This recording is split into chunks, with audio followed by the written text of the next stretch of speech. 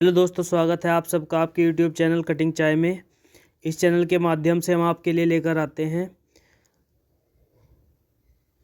Amar Ujala newspaper की through out analysis, जिसमें कि हमारा मुख्य विषय इसमें फ्रंट पेज की खबरें होती हैं और अंतर्राष्ट्रीय कुछ खबरें होती हैं, खेल जगत की कुछ खबरें होती हैं, देश विदेश की कुछ खबरें होती हैं और हमारा जो इसमें मुख्य विषय रहता है वो रहता है editorial analysis.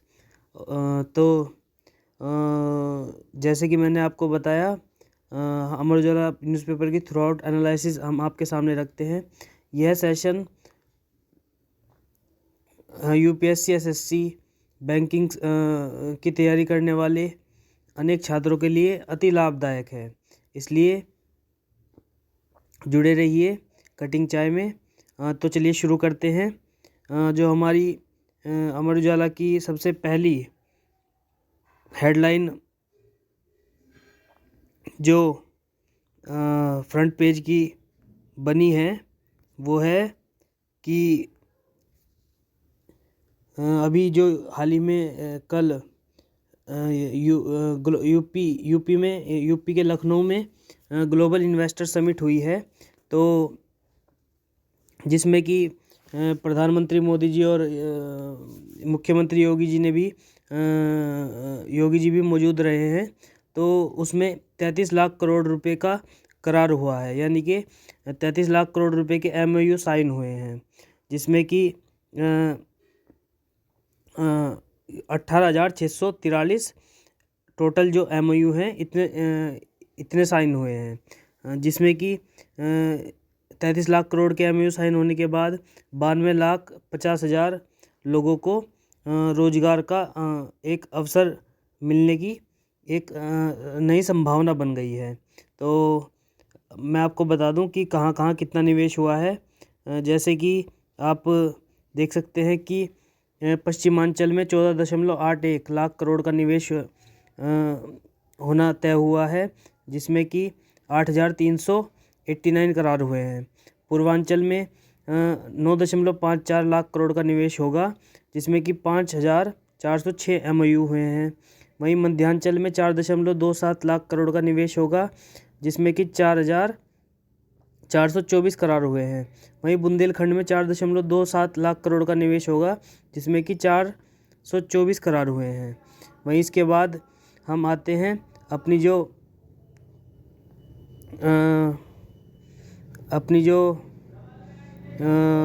UP global investor summit है, उसमें प्रधानमंत्री मोदी जी ने क्या कहा है। प्रधानमंत्री मोदी जी ने आह्वान करते हुए कहा है कि उद्योगपतियों के लिए तैयार यूपी की नौकरशाही व सरकार, यानी कि जो यूपी की नौकरशाही व सरकार है वह पूरी तरह जो भी उद्योगपति हमारे यूपी में एक तरह से इंडस्ट्रीज़ लगाने के लिए उत्सुक हैं, तो उनके लिए हमारी जो नौकरशाही है वह सरकार है पूरी तरह से तैयार है। और उन्होंने उत्तर प्रदेश को संभावनाओं से भरा प्रदेश बताया है और निवेशकों से आग्रह किया है कि वे इस जो विकास की एक नई ऊंचाई उत्तर प्रदेश छू रहा है, तो उसमें साझेदार बनने के लिए भी मोदी जी ने अपनी बात कही है। वहीं 5-6 साल पूर्व की बात भी मोदी जी ने अपने वक्तव्य में कही कि उन्होंने कहा कि 5-6 साल पहले यूपी की कोई विशेष पहचान नहीं थी, जबकि जब से योगी जी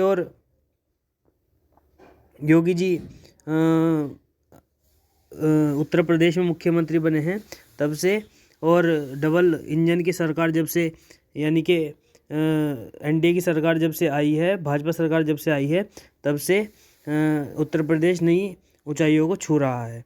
और वहीं उन्होंने जो ग्लोबल इन्वेस्टर समिट हुई है, और ग्लोबल इन्वेस्टर समिट में अपने भाषण में आगे कहा कि उन्होंने कि मोबाइल मैन्युफैक्चरिंग में 60% जो हिस्सेदारी है वो अकेले उत्तर प्रदेश की है। तो हम इस बात से अंदाज़ा लगा सकते हैं कि यह ग्लोबल इन्वेस्टर समिट कितनी उत्तर प्रदेश के लिए कितनी महत्वपूर्ण रहने वाली है। कर रही है। और उन्होंने प्रधानमंत्री मोदी जी ने अपने वक्तव्य में आगे बात रखते हुए कहा है कि यूपी में डेयरी, फिशरीज, एग्रीकल्चर और फूड प्रोसेसिंग सेक्टर में अनेक संभावनाएं हैं। फलों और सब्जियों को लेकर बहुत विविधता है। हम फूड प्रोसेसिंग के लिए प्रोडक्शन लिंक्ड इंसेंटिव स्कीम लेकर आए हैं। इसका लाभ निवेशकों को जरूर उठाना चाहिए। तो इस प्रकार की जो आग्रह मोदी जी ने किया है तो वह भी ध्यान देने लायक है। और इसके बाद हमारे जो मुख्यमंत्री योगी आदित्यनाथ जी हैं, उन्होंने अपने भाषण में ग्लोबल समिट में कहा कि निवेश के प्रमुख 4 स्तंभ हैं। मुख्यमंत्री ने कहा कि निवेश बढ़ाने और निवेशकों की सुविधा के लिए प्रमुख स्तंभ हैं। पहला स्तंभ उन्होंने बताते हुए कहा है कि पहला निवेश मित्र पोर्टल है। इसके जरिए 35 विभागों की 406 सेवाएं मिल रही हैं। और वहीं दूसरे स्तंभ के बारे में चर्चा करते हुए योगी जी ने कहा है कि दूसरा निवेश सारथी है, जहाँ निवेशकों की जिज्ञासा और समस्या का समाधान होता है। वहीं तीसरे स्तंभ के बारे में चर्चा करते हुए उन्होंने कहा कि तीसरा ऑनलाइन इंसेंटिव मैनेजमेंट सिस्टम है और चौथा उद्यमी मित्र है। तो इस प्रकार के 4 स्तंभों का जिक्र योगी जी ने अपने भाषण में किया है। वहीं किन किन संस्थाओं ने जो यूपी ग्लोबल समिट हुई है इसमें सहयोग किया है। US India strategic partnership forum, UK India business council, EU investment India chamber, Australia Indian business council, FICCI, CII, southern India chamber of commerce and industry, JETRO, Abu Dhabi chamber of commerce, Indian industry chamber, लघु भारती जैसी सभी प्रमुख व्यापारिक संस्थाओं ने इसमें सहयोग दिया है। और मुख्यमंत्री योगी ने इसमें 5 वर्षों में निर्यात को दोगुना करने की भी अपनी एक मंशा जताई है, जिसमें कि 25 सेक्टर में निवेश नीति जारी की। और इसी प्रकार हमारी जो फ्रंट पेज की नेक्स्ट हेडलाइन है वो है कि जो इसरो है, हमारी जो अंतरिक्ष भारतीय अंतरिक्ष अनुसंधान संगठन है, इसरो है जिसे हम कहते हैं, उसने सबसे छोटे व्यावसायिक रॉकेट का सफल प्रक्षेपण किया है। तो इस जो सबसे छोटे रॉकेट है, जो ये इसका नाम है, मैं आपको बता दूं, SSLV-D2 इसका नाम है, याद रखिएगा। और यह इसमें 3 उपग्रह कक्षा में पहुंचाए गए हैं, जो कि सुबह 9:18 बजे प्रक्षेपण किया गया है। और इसरो के प्रमुख ने कहा है कि यह हमारे लिए गर्व का क्षण है।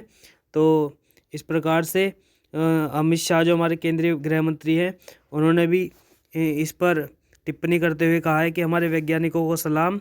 यह अंतरिक्ष कार्यक्रमों में भारत की आत्मनिर्भरता का मार्ग प्रशस्त करता है। भारत ने अपने अमृतकाल के आगमन पर इतिहास रचा है। यह लॉन्च लो अर्थ ऑर्बिट में 500 किलोग्राम तक की वस्तुओं को भेजने की क्षमता प्रदान करता है। तो इस प्रकार की बात केंद्रीय गृह मंत्री अमित शाह जी ने भी अपने वक्तव्य में कही है।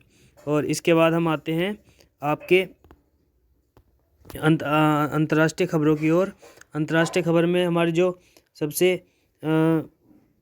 सबसे जो मुख्य हेडलाइन जो हमारी बनी है वो है कि ब्रिटेन की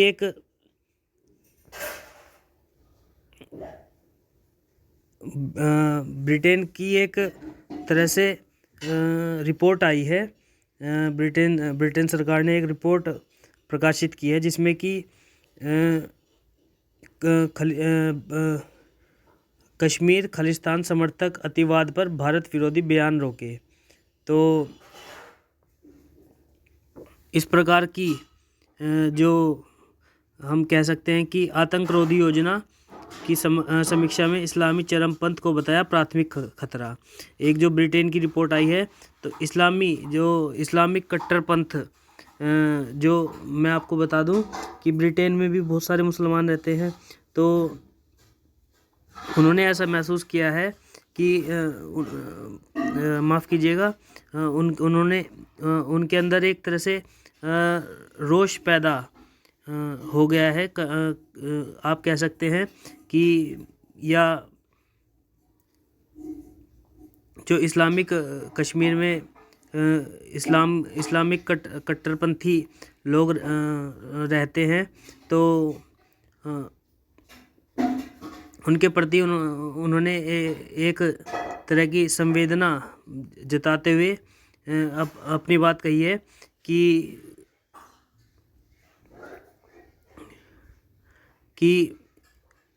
वहाँ पर जो एक तरह से खलिस्तान समर्थक बहुत ही अति संख्या में पैदा हो रहे हैं।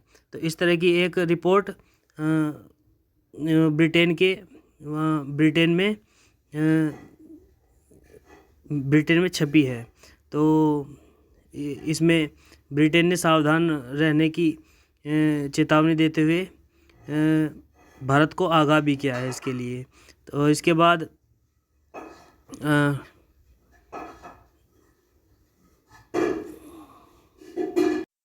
बाद ब्रिटेन की जो भारतीय मूल की गृह मंत्री हैं सुएला ब्रेवरमैन ने हाउस ऑफ कॉमन्स में कहा कि उनका इरादा रोकथाम नीति में समीक्षा की सभी सिफारिशों को तेज़ी से लागू करना है।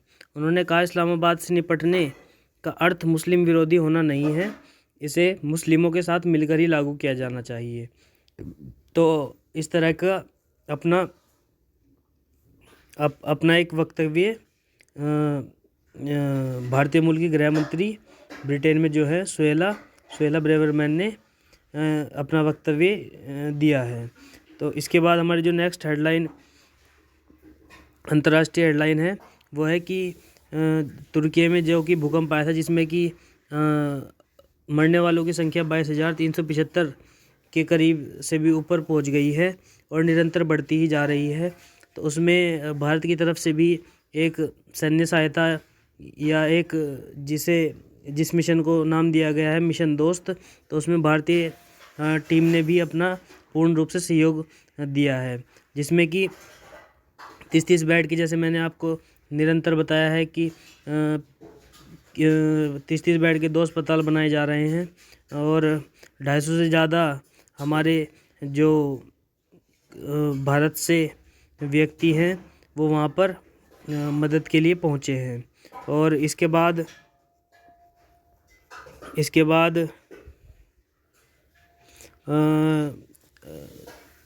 जो तुर्की में भारत की तरफ से भारतीय सेना के फील्ड अस्पताल में अब तक करीबन 100 से ज़्यादा लोगों का इलाज भी हो चुका है। तो हमारी जो अंतर्राष्ट्रीय खबर में ये हमारी दूसरी हेडलाइन थी। अब हमारी जो तीसरी हेडलाइन है वो है कि पाकिस्तान को IMF ने कर्ज देने से इनकार कर दिया है। IMF, मैं आपको बता दूं, IMF अंतर्राष्ट्रीय मुद्रा कोष होता है।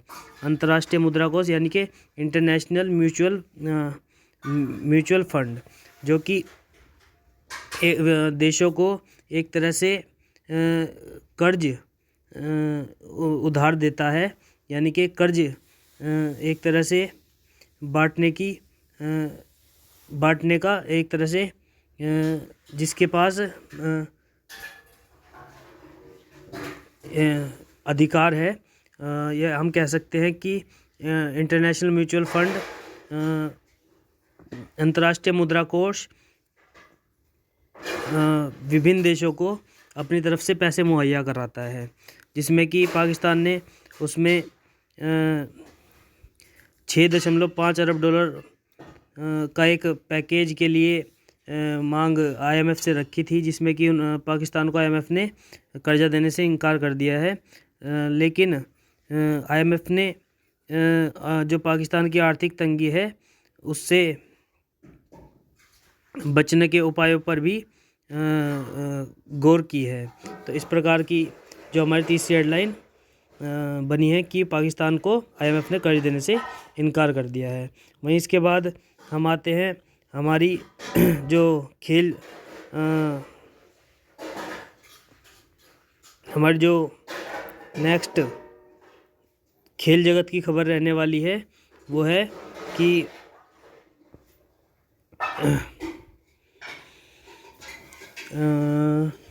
खेल जगत की खबरों की तरफ हम अब आते हैं, जिसमें कि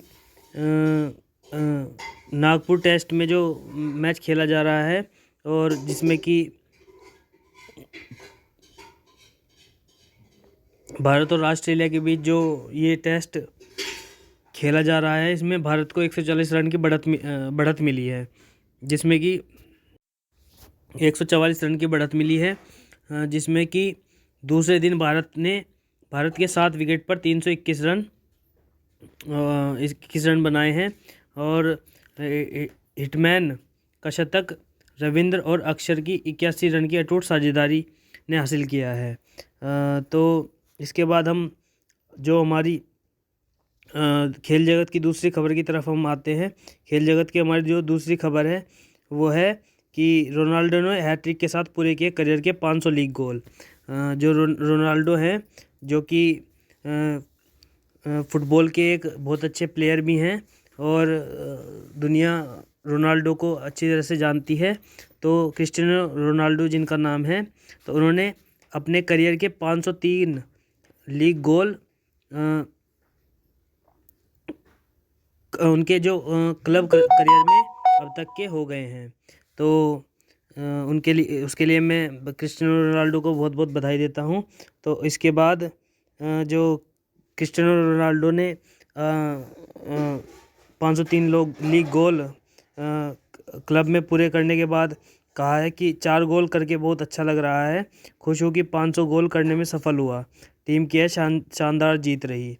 तो इस प्रकार की बात रोनाल्डो ने कही है। और इसके बाद हम आते हैं अपनी जो कारोबार जगत की जो खबर है हमारी, उसकी तरफ हम आते हैं। तो कारोबार जगत की जो हमारी पहली खबर बनी है वो है कि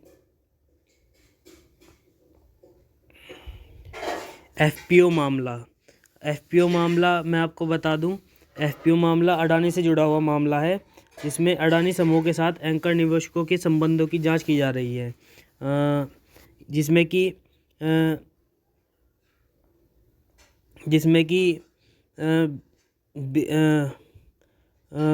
कॉरपोरेट मामलों के मंत्रालय ने PMO को जांच की जानकारी भी दे दी है। और मैं आपको बता दूं, इसमें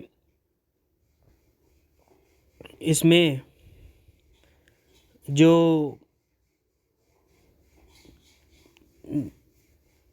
एक तरह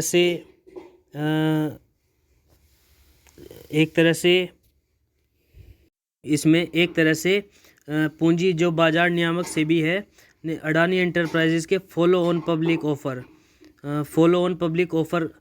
FPO को कहते हैं, फॉलो ऑन पब्लिक ऑफर से जुड़े 2 एंकर निवेशकों की जांच शुरू कर दी है।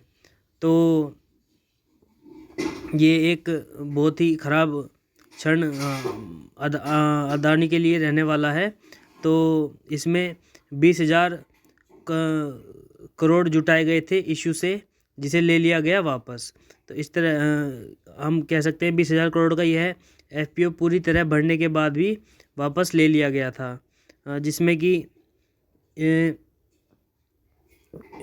यह उन 10 निवेश बैंकर्स में शामिल है जिन्होंने FPO का प्रबंधन किया था।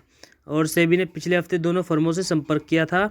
20,000 करोड़ का यह FPO पूरी तरह भरने के बाद भी वापस ले लिया गया था, क्योंकि हिंडनबर्ग रिपोर्ट की वजह से समूह की कई कंपनियों के शेयरों में भारी गिरावट आई थी। तो इस प्रकार की जो घटना कारोबार जगत की हुई है, उसमें गौतम अडानी जो हैं वो 20 अमीरों की सूची में अभी तक बने हुए थे, लेकिन अब उन्हें इस सूची से बाहर निकाल दिया गया है या इस सूची से हटा दिया गया है।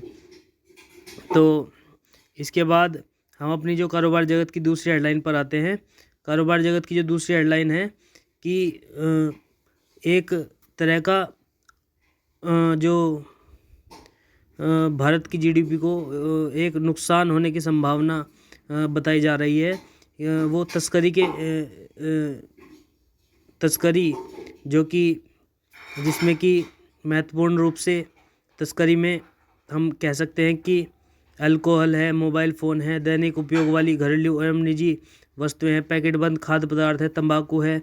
तो इस प्रकार की जो वस्तुएं हैं उनकी तस्करी से भारत के 40 लाख करोड़ डॉलर की जीडीपी बनने में एक तरह से रोड़ा बनने की बात जो कही जा रही है, जिसमें कि 58,521 करोड़ रुपए की चपत लगी है और कर चोरी के रूप में, यानी कि एक तरह से जो टैक्स चोरी हम कह सकते हैं कि जिसमें टैक्स चोरी हम क्योंकि सीधी सी बात है, अगर तस्करी होगी तो तस्करी में व्यक्ति टैक्स तो देगा नहीं सरकार को, तो जिससे कि सरकार को भारी नुकसान झेलना पड़ता है, जिसमें कि 58,521 करोड़ रुपए की टैक्स चोरी की बात कही गई है।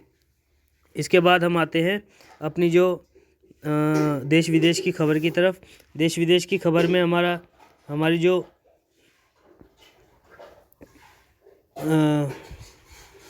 मुख्य हेडलाइन है वो है कि दाऊदी बोहरा समुदाय से पारिवारिक नाता यहाँ पीएम के तौर पर नहीं आया।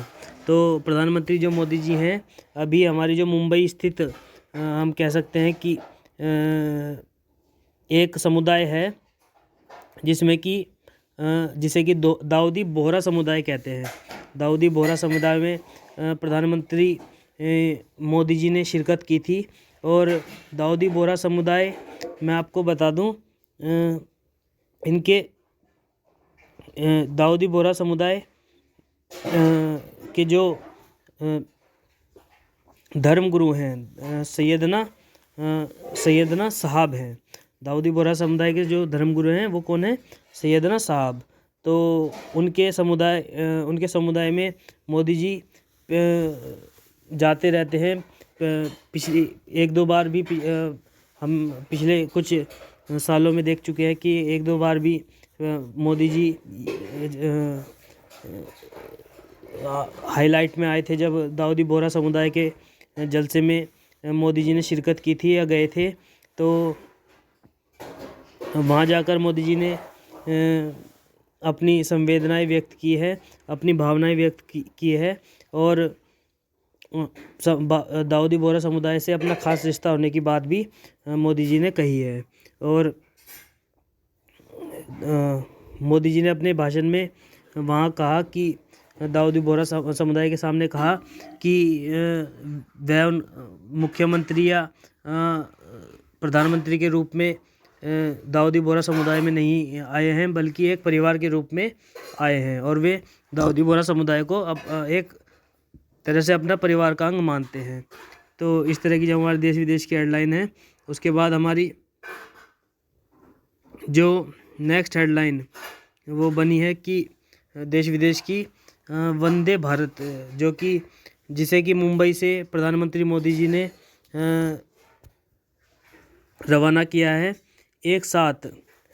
इसमें ध्यान देने वाली बात यह है कि मुंबई के किस टर्मिनल से रवाना की गई है? छत्रपति शिवाजी टर्मिनल से रवाना की गई है, जो कि जिसमें कि एक साथ 2 वंदे भारत ट्रेनों को हरी झंडी दिखाकर रवाना किया गया है। और एक तरह से ये पूर्व से पश्चिम को जोड़ने वाले एलिवेटेड कॉरिडोर का एक हिस्सा है, जिसमें कि पीएम मोदी ने कहा कि यह भारत में रेलवे के लिए एक बहुत बड़ा दिन है, खासकर महाराष्ट्र में उन्नत कनेक्टिविटी के लिए, क्योंकि यह पहली बार है कि 2 वंदे भारत ट्रेनें एक साथ शुरू हुई हैं। तो इस प्रकार की बात मोदी जी ने इन दोनों वंदे भारत ट्रेनों के शुरू होने के अवसर पर कही है। और इसके बाद हम आते हैं अपनी जो हमारी नेक्स्ट हेडलाइन है देश विदेश की। एक सुप्रीम कोर्ट में मामला गया था जिसमें कि बीबीसी ने एक वृत्तचित्र जो देश का है उसमें गलत तरह से उसमें दर्शा दिया था, जिसमें कि एक अर्जी दायर की गई थी, जिसमें सुप्रीम कोर्ट ने अपनी जो याचिका सुनाते हुए कहा है कि बीबीसी पर प्रतिबंध की याचिका सुनाते हुए सुप्रीम कोर्ट ने इस याचिका को खारिज कर दिया है। तो ये एक केस जो हमारे सामने अभी देश विदेश की खबर से आया है सुप्रीम कोर्ट का। तो इसके बाद हम अपनी जो देश विदेश की खबर की नेक्स्ट खबर की तरफ आते हैं। हमारी जो नेक्स्ट खबर बन रही है वो है कि अडानी विवाद के बाद भी मोदी जी की जो लोकप्रियता है वो बरकरार है, यानी कि अभी भी मोदी जी और जो अडानी हैं उनके संबंधों की चर्चा निरंतर हम अखबारों में या न्यूज़ में सुनते आ रहे हैं। विपक्ष ने भी आरोप लगाए हैं कि मोदी जी और अडानी के बीच में एक तरह से गहरे संबंध हैं, जो कि आर्थिक अनियमितता को दर्शाते हैं या उन्हें एक तरह से हम कह सकते हैं कि उन्हें अप्रत्यक्ष रूप से लाभ पहुंचाने का प्रयास मोदी जी ने किया है। तो इस प्रकार के आरोप भी मोदी जी पर लगे हैं, लेकिन उसके बाद भी मोदी जी की लोकप्रियता बरकरार है। इसके बाद हम आते हैं अपने जो हमारा मुख्य विषय रहता है, वो है कि एडिटोरियल एनालिसिस। एडिटोरियल एनालिसिस में हमारा जो मुख्य विषय है वो जो सबसे पहली जो एडिटोरियल एनालिसिस हमारी है वो है कि जो ग्लोबल समिट अभी यूपी में हुई है लखनऊ में, तो उसी के ऊपर ये एडिटोरियल एनालिसिस एक बनाई गई है, जिसमें कि या हम कह सकते हैं लिखी गई है। इस एडिटोरियल एनालिसिस में जो मुख्य हमारा जो हेडलाइन है वह है कि निवेश का नया गंतव्य है। तो इसे किस तरह से लेखक ने या संपादक ने देखने का प्रयास किया है वो मैं आपके सामने रख देता हूँ। जैसे कि उत्तर प्रदेश की राजधानी जो कि लखनऊ है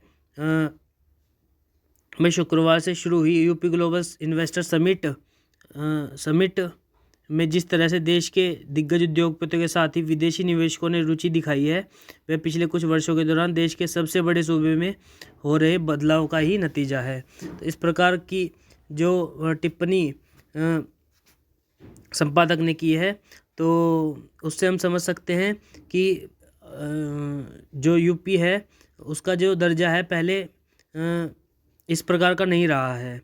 जो यूपी की छवि पहले एक बीमारू प्रदेश की छवि थी, जिसमें कि हम कह सकते हैं कि एक तरह से यूपी में बहुत गुंडागर्दी या और भी तरह की घटनाएं निरंतर सामने आती रहती थी, जिसमें कि उद्योग लगाना एक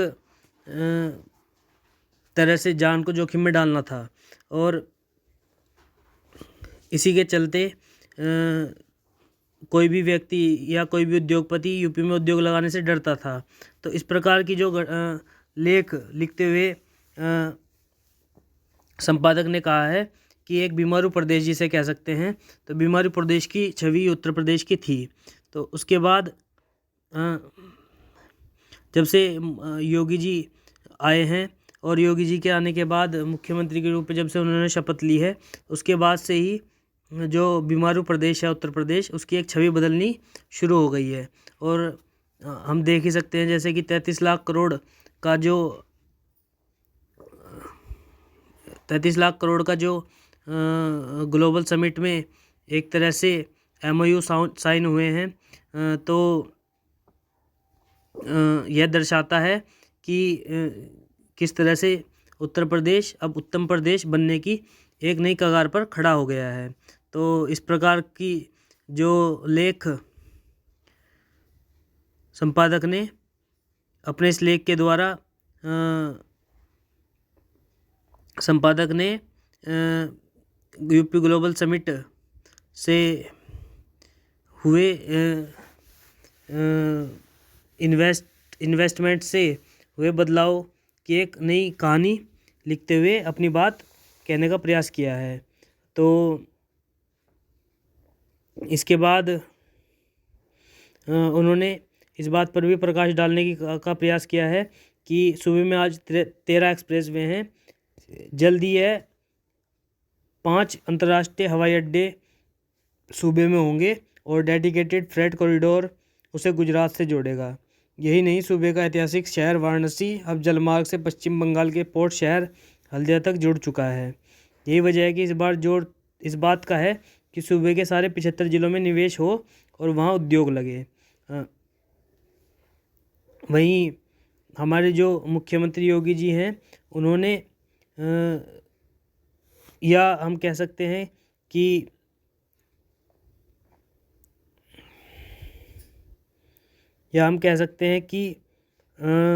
एक तरह का अनुमान जताया है कि उत्तर प्रदेश को 33 खरब डॉलर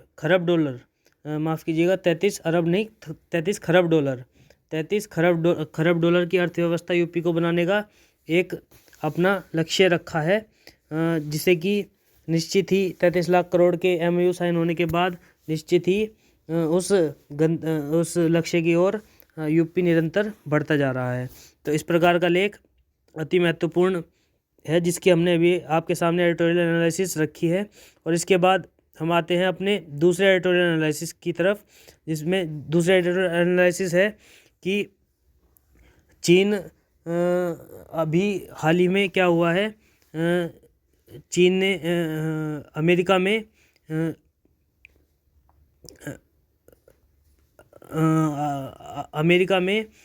आकाश मार्ग में एक तरह से एक चीनी गुब्बारा दिखाई दिया है, जिसमें कि आशंका जताई जा रही है कि यह चीन की एक तरह से हरकत है कि जासूसी करने की या एक तरह से निगरानी रखने के लिए यह प्रयास जो गुब्बारे के माध्यम से किए जा रहे हैं, इसे किया जा रहा है। तो जो हमारी इस एडिटोरियल एनालिसिस की जो दूसरी एडिटोरियल एनालिसिस है, इसकी जो हेडलाइन बन रही है वो है कि चीनी गुब्बारे का रहस्य। तो चीनी गुब्बारे का क्या रहस्य है, तो इस पर लेख लिखते हुए प्रशांत दीक्षित ने कहा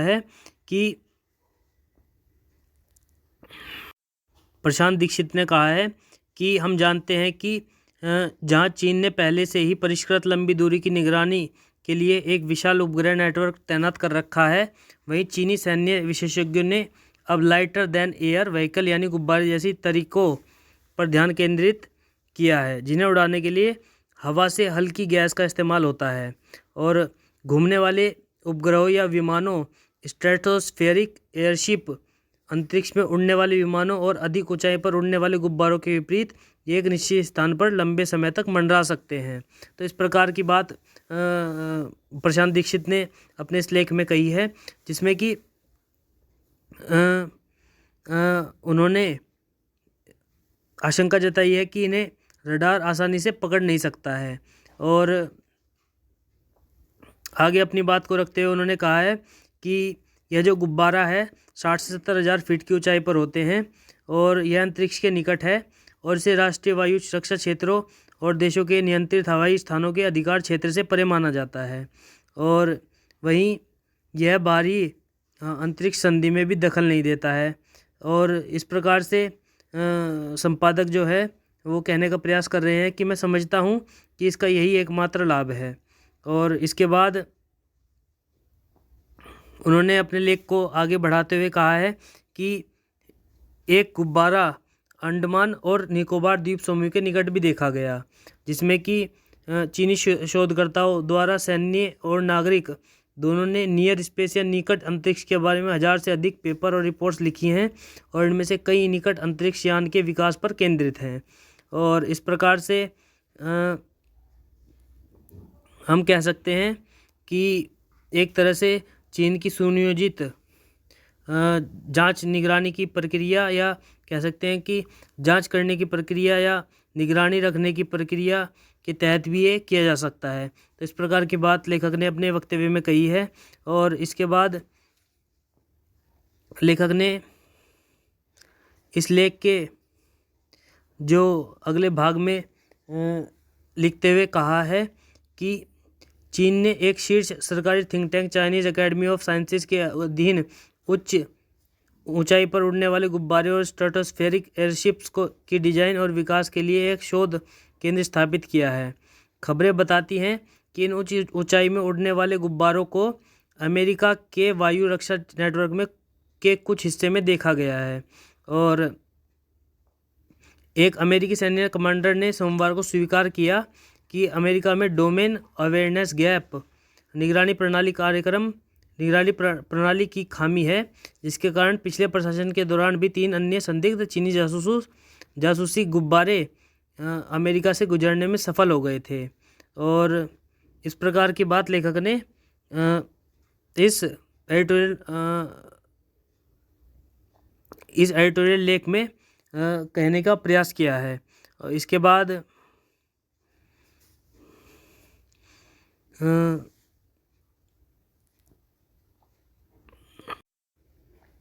बाद लेखक ने लिखते हुए कहा है कि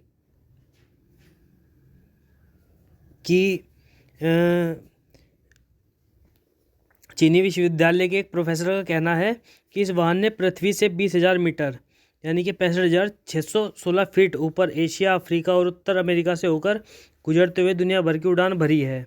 और चीन की समाचार एजेंसी सिन्हुआ के मुताबिक चीन की जो सरकारी एजेंसी है एक जो कि जिसका नाम है सिन्हुआ, उसके मुताबिक एक सैन्य विशेषज्ञ ने बताया है कि कैसे near space lighter than air vehicle, इस गुब्बारे का जो नाम दिया गया है कि लाइटर देन एयर व्हीकल, क्योंकि इस गुब्बारे में हवा से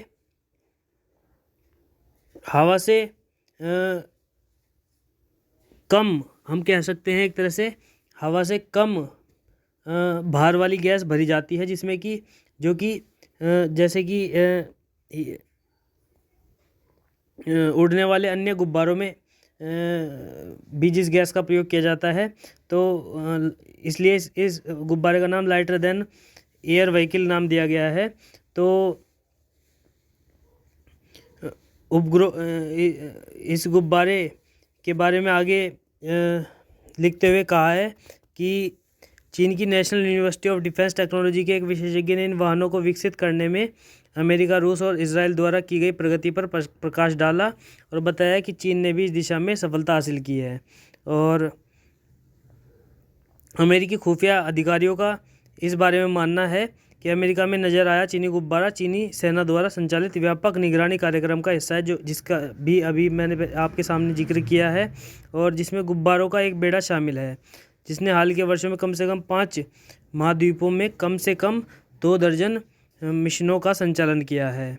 वहीं जो चीन की राजधानी बीजिंग है, बीजिंग ने इसके उलट अपने जो बात रखते हुए कहा है कि अमेरिकी आकलन चीन के खिलाफ अमेरिका की सूचना और जनमत युद्ध का संभावित हिस्सा है। तो बीजिंग ने इसके उत्तर में यह कहा है कि अमेरिका की सूचना और जनमत युद्ध, हम कह सकते हैं कि एक तरह से उसका हिस्सा बताते हुए चीन ने अपना उत्तर इसके पक्ष में एक तरह से अपना उत्तर इसमें दिया है। उसका कहना है कि अमेरिका में नज़र आया उपकरण नागरिक प्रकृति का है और यह निजी कंपनियों का है, और चीन ने इसे नागरिक प्रकृति का या कह सकते हैं कि इसे निजी कंपनियों का बता दिया है। लेकिन हम जिस बात को नज़रअंदाज, आगे लेखक लिखते हुए कहता है कि हम जिस बात को नज़रअंदाज नहीं कर सकते वह यह है कि विश्व समुदाय के प्रति चीन का रवैया अंतर्राष्ट्रीय प्रोटोकॉल और प्रथाओं के अनुरूप नहीं है। चीन का रवैये को अंतर्राष्ट्रीय प्रोटोकॉल और प्रथाओं के अनुरूप लेखक नहीं बताता है, यह संपादक ने नहीं माना है। तो एक स्वतंत्र रूप से उड़ता हुआ गुब्बारा खतरनाक होता है, इस हरकत के लिए उसे सार्वजनिक रूप से दंडित करने की आवश्यकता है। और लेखक ने चीन को इस प्रकार के कृत्य के लिए दंडित करने के लिए भी अपने इस लेख में कह दिया है कि इस प्रकार का काम चीन ने किया है, गुब्बारे के माध्यम से, लाइटर देन एयर व्हीकल जैसे गुब्बारे के माध्यम से जो चीन निगरानी रखने का एक प्रयास कर रहा है, तो उसके लिए उसे दंडित करने के लिए भी लेखक ने कहा है। तो ये हमारी जो दूसरी एडिटोरियल एनालिसिस हमारी थी। इसके बाद हम आते हैं अपने